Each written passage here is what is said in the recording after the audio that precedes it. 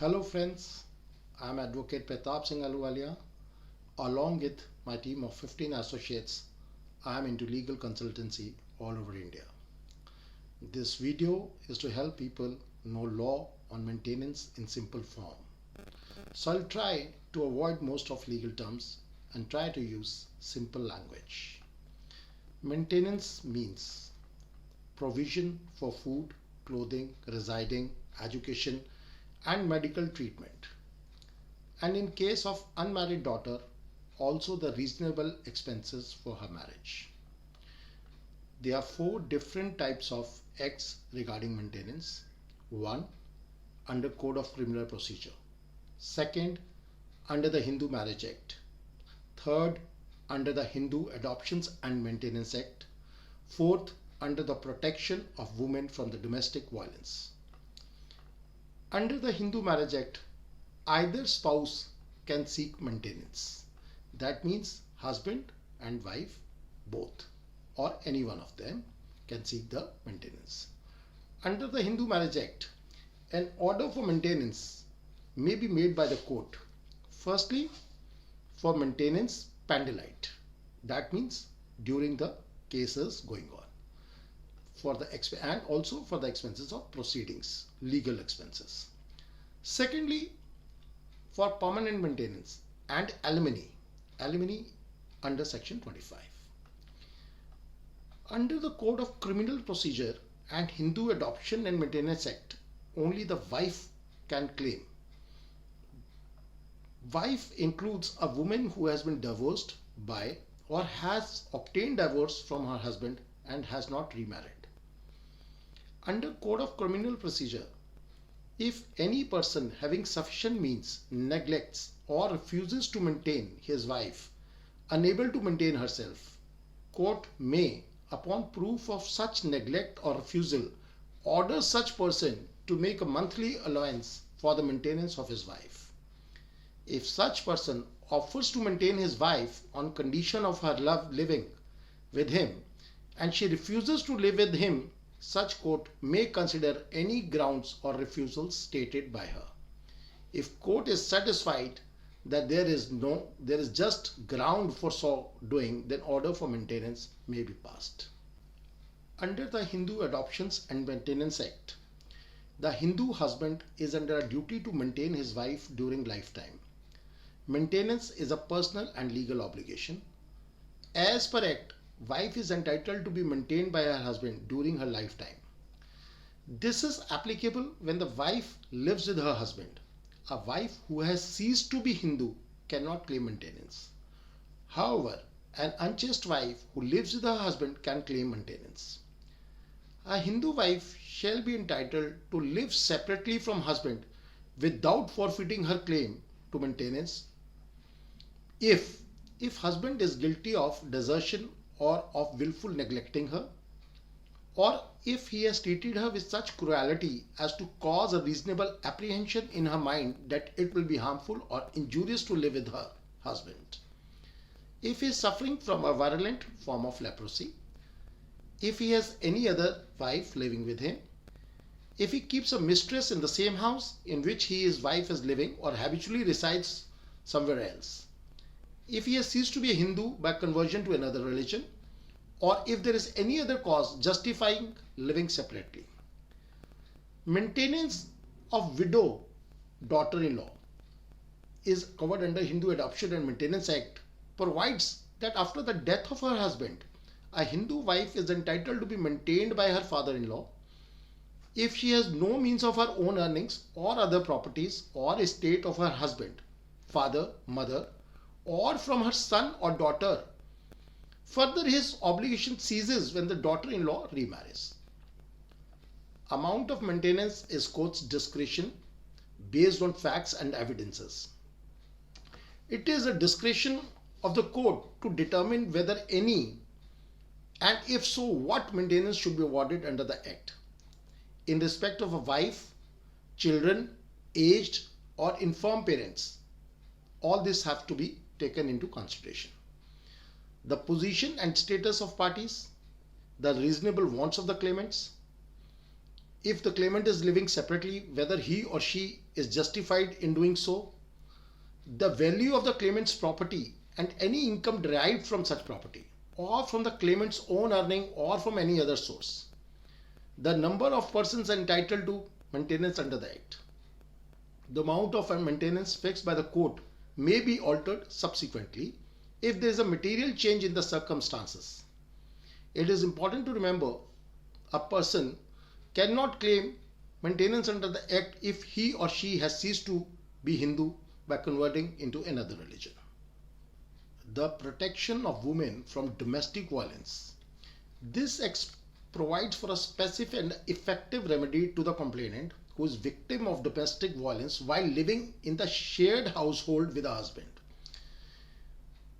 The scope of legislation is wide as it covers not only the wife but every woman who has been living in the relationship in the nature of marriage.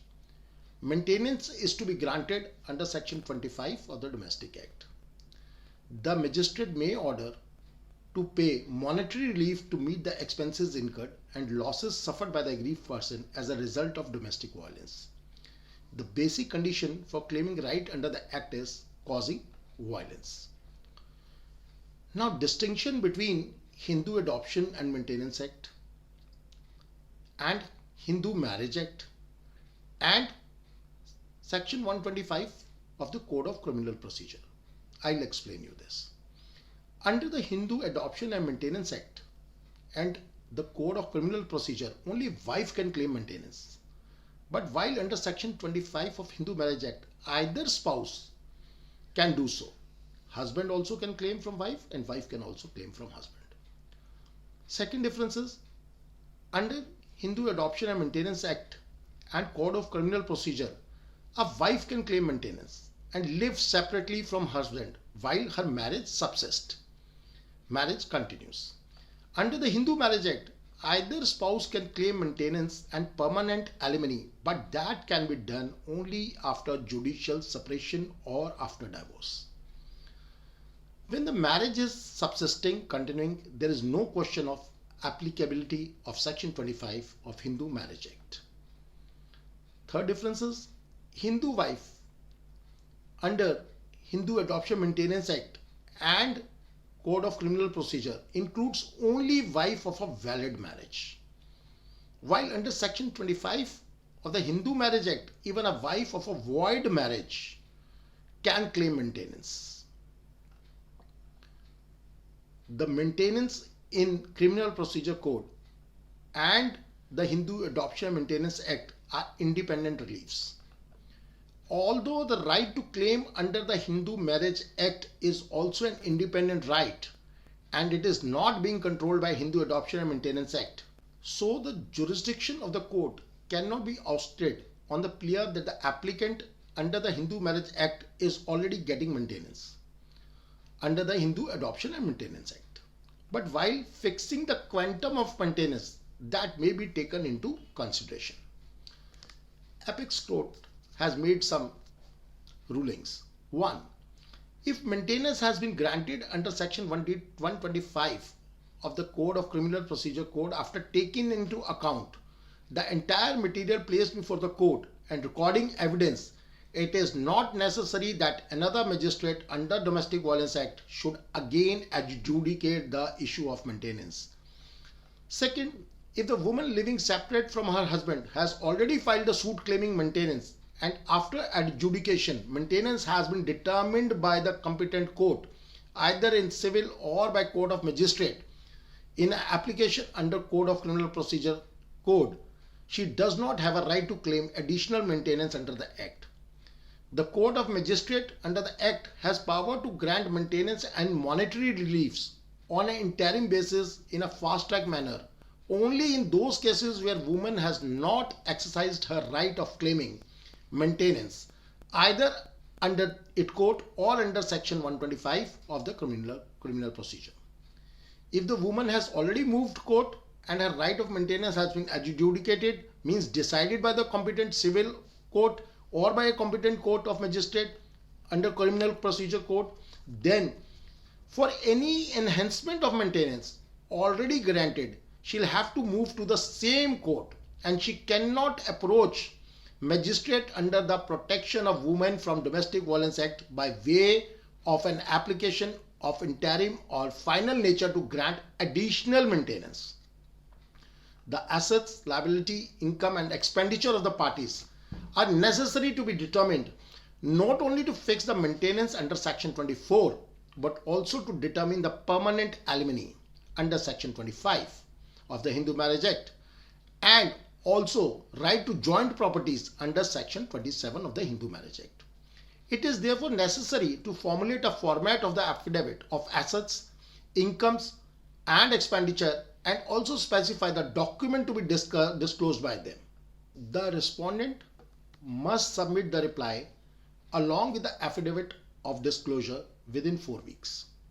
The concerned court must endeavor to decide the interim application for interim maintenance by a reasoned order within 4 to 6 months of the affidavits of disclosure being filed before the court.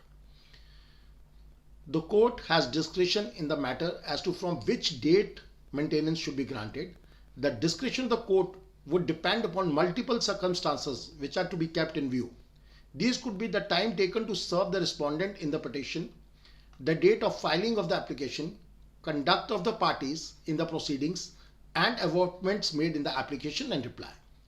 Now, to have a look upon the relevant factors to adjudicate the quantum, law under Hindu Marriage Act is well settled. The following are the factors which can be taken into the account while awarding interim maintenance: status of the parties, reasonable wants of the claimant, number of the persons to be maintained by the husband, liability if any of the husband, the amount required by wife to live a similar lifestyle and she enjoyed in the matrimonial home, keeping in view food, clothing, shelter, educational and medical needs of the wife and the children, if any residing with the wife, and payment capacity of the husband. The Supreme Court held that maintenance must be awarded from the date on which the application was made before the concerned court. This was done with a view to prevent a dependent spouse from being reduced to destitution. Accordingly, the court may direct the employer or a debtor of the respondent to directly pay to the aggrieved person or to deposit with the court a portion of wages or salaries or debt due or accrued to the credit of the respondent. I, from a practical experience, would advise wives not to leave their job, business, just to get maintenance, as often advised to quit in order to get heavy maintenance or alimony. Because courts take time, they ruin their career and suffer at last. Women should raise reasonable demand and accept what is needed for their good life and not get carried away by assurance of getting exuberant amount. It is always advisable to let go and start fresh, so always try for alimony. We are there to help any poor and needed woman free of cost. You can contact us anytime for any assistance without charges. I will be back soon for other topics of law to help society and to spread awareness.